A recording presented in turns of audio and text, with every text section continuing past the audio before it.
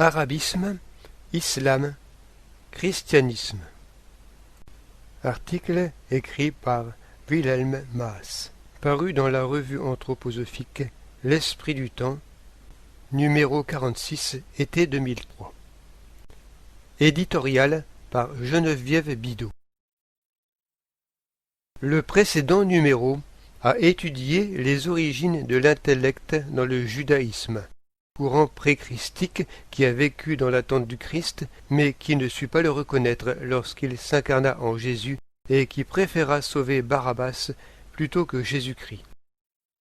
Ce numéro va présenter un autre courant, issu du même père Abraham et de la servante Agar, l'arabisme. D'Abraham, il a hérité la faculté de l'intellect, mais, tout en étant frères et même actuellement frères ennemis, judaïsme et arabisme possèdent chacun leur originalité. L'arabisme, particulièrement visible dans sa religion, l'islam, ne s'identifie pourtant pas entièrement à elle. Dans son article de ce numéro consacré à ce sujet, Arabisme, Islam, Christianisme, Wilhelm Maass précise d'emblée en quel sens il prend ce terme qu'il ne relie pas absolument à une localisation géographique ou historique. Cependant, il apparaît que celle-ci joue un rôle fondamental dans ses origines. Pour comprendre l'arabisme, pour saisir en quoi il nous concerne tous, même si nous n'appartenons pas au peuple arabe, il est indispensable de relier ses traits caractéristiques à la région du monde où il s'est implanté et à son action dans le passé. La caractéristique fondamentale de l'arabisme découle en effet de la géographie éthérique de son lieu d'origine. Le désert que parcourent les caravanes de marchands, la nuit de préférence pour éviter la chaleur, à la lumière de la lune. Ce voyage est rythmé par les haltes dans les oasis, où l'union de l'eau et du soleil fait naître une végétation luxuriante. Cette alternance de l'aridité désertique et de l'opulence liée à l'eau se retrouve dans la tension inhérente à l'arabisme entre une intellectualité calculatrice, abstraite et desséchée, et une imagination débordante, fantastique, celle des contes des 1001 nuits. Ces deux tendances opposées produisent des effets qui se marient de façon originale. On le voit bien dans la religion islamique. Comme les Juifs, les Arabes n'admettent qu'un seul Dieu. Le monde entier présente son œuvre où règnent des lois nécessaires. L'homme lui-même n'a qu'à se soumettre, islam signifie soumission, aux intentions de Dieu, qualifié souvent de miséricordieux, mais tout aussi sévère que Yahvé. Bien que Mahomet donne son enseignement 6 siècles après le sacrifice du Christ au Golgotha, l'islam ne connaît pas la liberté. Il ne conçoit Jésus-Christ que comme le fils de Marie. Dieu n'a pas de fils, et la mort de Jésus-Christ sur la croix est mise en doute. L'islam ignore cette impulsion christique de la liberté et en reste à une vision du monde et de l'homme justifiée dans des temps antérieurs, mais plus après le Golgotha. En conséquence, l'homme ne peut que recevoir la révélation sans créativité personnelle. C'est d'ailleurs ainsi que le présentèrent les grands philosophes arabes, Avicenne et Averroès. L'homme ne peut que dire ce qui est extérieur, répéter le réel. Cela explique l'art arabe, où règne la répétition de la forme, l'arabesque, décoration plutôt que art issu d'une invention. Pourtant, c'est en art que se manifeste ce foisonnement de l'imagination arabe. À l'inverse des synagogues, les mosquées sont ornées de motifs colorés. Mais il est intéressant de noter, comme le fait Gottfried Richter, que la mosquée se compose d'un nombre variable de nefs posées les unes à côté des autres, celles de l'imam étant légèrement différentes. Richter insiste également sur l'absence de la croisée du cœur dans la mosquée. Il y manque la rencontre entre un principe supérieur, l'entéléchie du moi, et un principe terrestre, ce dont on ne saurait s'étonner, puisque l'islam nie la pérennité individuelle de l'être humain qui se dissout, à la mort, dans la substance universelle. Et pourtant, contradictoirement, Le Coran évoque les délices très terrestres qui récompensent le défunt dans l'au-delà. L'histoire de l'arabisme, telle que nous l'apprend la science de l'esprit, nous fait découvrir une civilisation passée très évoluée à l'époque où le Moyen-Âge occidental restait proportionnellement très en retard. Un sommet de civilisation fut atteint dans une ville d'Irak située non loin de Bagdad, Gondéchapour. Cette ville fut fondée par le roi Chapour Ier. Une légende raconte qu'arrivé à l'endroit où il voulait édifier cette ville, il demanda à un vieillard nommé Bel s'il était possible d'y construire une ville. Bel répondit « S'il est possible que dans ma vieillesse j'apprenne à écrire, alors il t'est permis de construire ici une ville. » Chapour confia Bel à un maître qui sut lui apprendre à écrire, et Chapour put fonder sa ville. Cette ville, construite en forme de damier, se développa et attira magiciens, philosophes grecs, savants, mathématiciens et surtout médecins. Un auteur allemand, Sigismund von Gleich, auquel se réfère Maas, raconte à quel point cette ville était moderne. Étudiants et étudiantes y étaient admis gratuitement. Toutes les religions y étaient tolérées. Une médecine d'avant-garde unissant chimie éthérique du corps, alchimie, connaissance des mystères y florissait, bien en avance sur ce qui avait cours en Occident au même moment.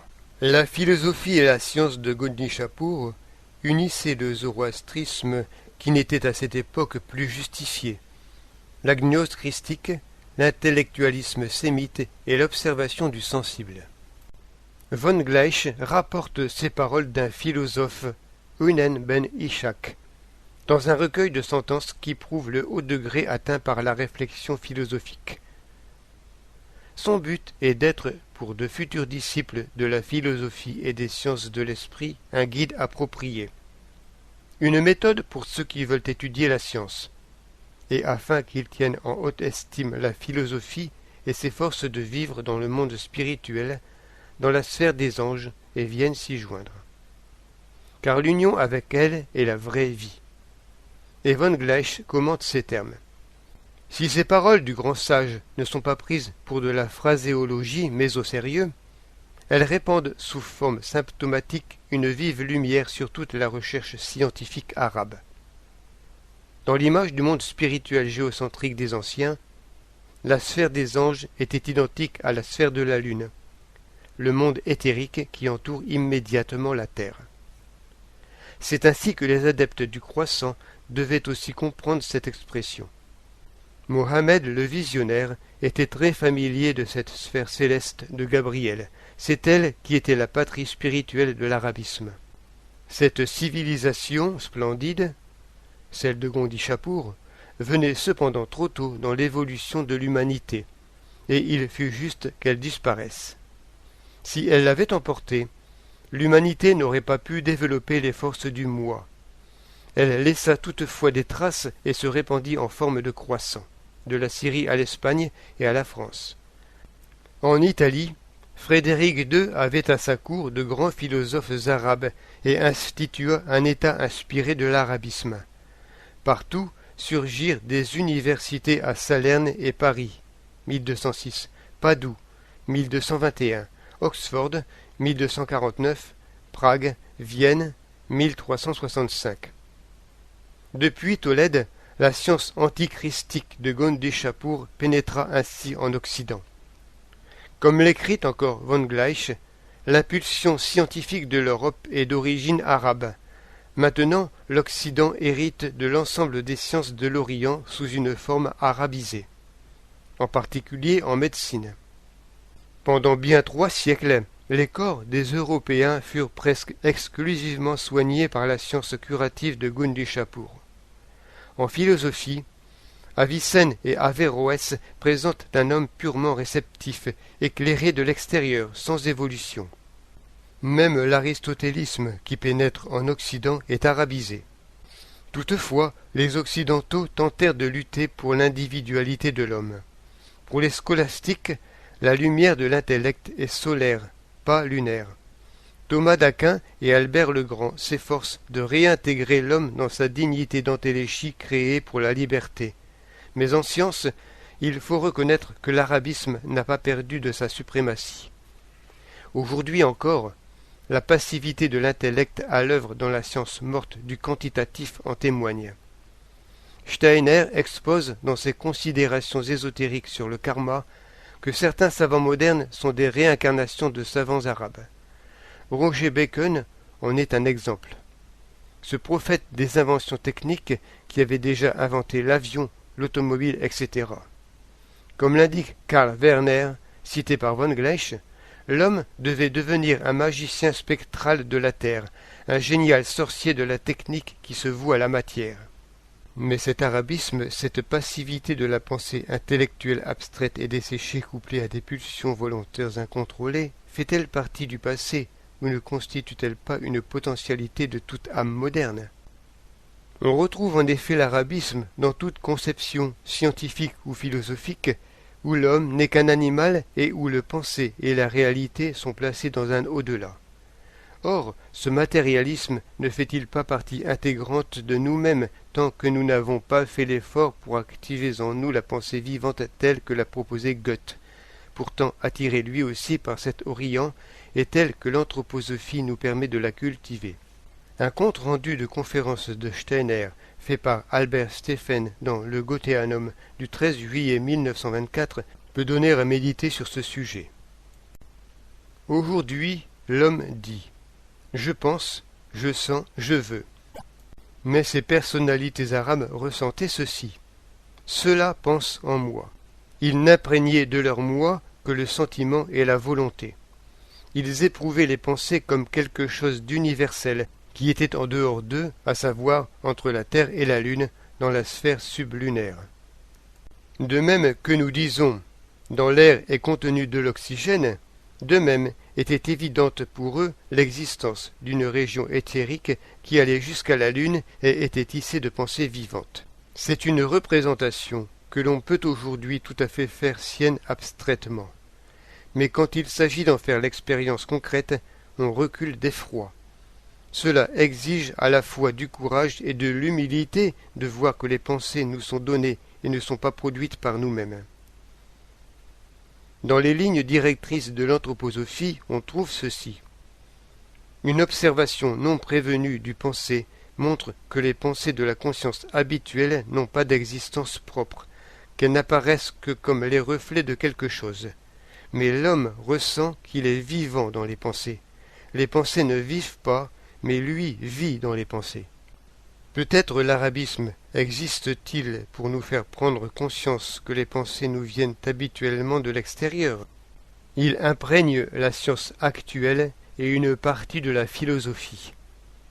Il ne peut être métamorphosé que si l'activité intérieure renforce et intensifie par des exercices le penser libre que décrit la philosophie de la liberté.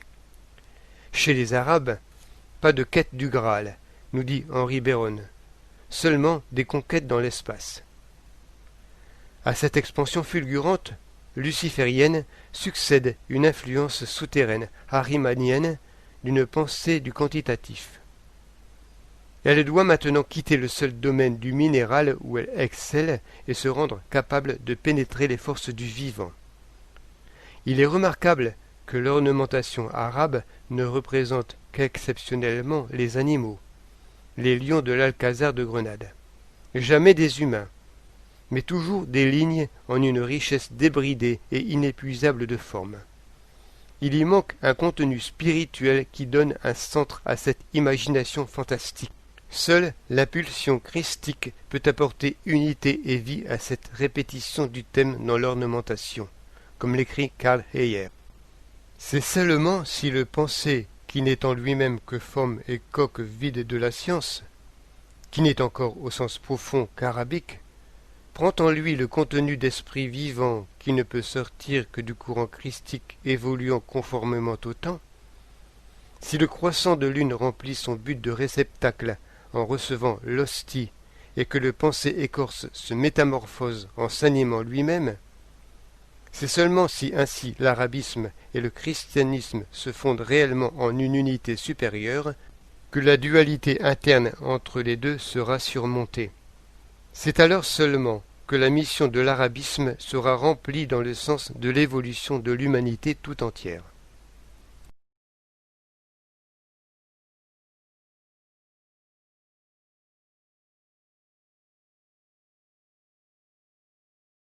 Arabisme, islam, christianisme. Texte de Wilhelm Maas. Arabisme et islam du point de vue de la science de l'esprit. Pour être bien clair dès le début, ce qu'il faut comprendre ci-après par arabisme n'a en fin de compte et pour l'essentiel rien à voir avec une catégorie dans le domaine de la géographie, des nationalités, des races ou des peuples. Il s'agit bien plus d'un phénomène précis relevant de l'anthropologie, de la nature humaine et de l'histoire des civilisations qui, toutefois, au point de vue de ses origines historico-géographiques, est localisé à ses tout premiers débuts dans le domaine des peuples sémites arabes. Le concept d'arabisme, en tout cas tel qu'il est employé dans la vision qu'en a Rudolf Steiner dans la science de l'esprit, et c'est ce sujet que nous allons traiter, prend en compte d'une part une vision tout à fait spécifique de l'être humain comme individu isolé, en particulier en ce qui concerne sa manière de penser et de faire acte de connaissance, sa conception du monde, d'autre part une vision du sens ultime et du but de l'histoire et de l'évolution du monde et de l'humanité dans son entier, ou bien du rôle de l'arabisme dans cette évolution. Cette vision est guidée et déterminée dans son contenu par la connaissance et la reconnaissance d'un plan supra-historique élaboré par le monde spirituel divin. Cette définition formelle, cette précision apportée en liminaire va être, dans les pages suivantes, emplie concrètement de contenu. Pour permettre d'emblée au lecteur une première orientation dans ce domaine complexe, parfois même très complexe, nous allons tout d'abord donner une vue d'ensemble des grandes lignes de l'évolution spirituelle et historique telles que Steiner les a exposées en détail à de nombreux endroits de son œuvre aux larges dimensions. Il y a, en premier lieu, l'évolution normale conduite par le Christ de l'univers et de l'humanité selon le plan des dieux bons.